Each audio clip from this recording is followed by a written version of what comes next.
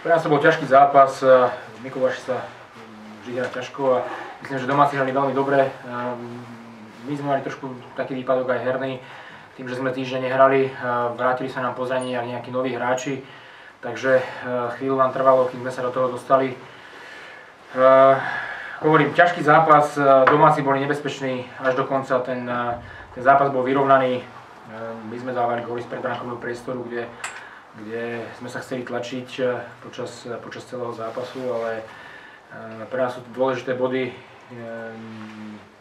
pretože máme určitý cieľ, ktorý chceme naplniť a ako hovorím, domáci hrali solidne, dá sa povedať, trápili nás celý zápas a sme radi za 3 body.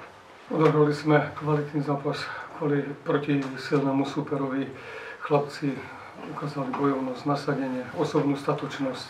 Škoda individuálnej chyby v tretej tretine, kedy sme nedostali puk vonka z pásma a potom zlou výmenou puku sa dostal k puku súper a dal víťazný gól. V prvej tretine sme urobili niekoľko chýb v predbrankovom priestore, kde sa musel viackrát vyznamenať Karol Kryžan. V druhej tretine sme to začali eliminovať.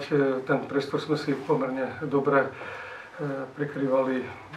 Škoda, že sme ešte z niektorých tých dobrých príležitostí nedokázali skorovať. Bol som veľmi spokojný s výkonom v dnešnom zápase.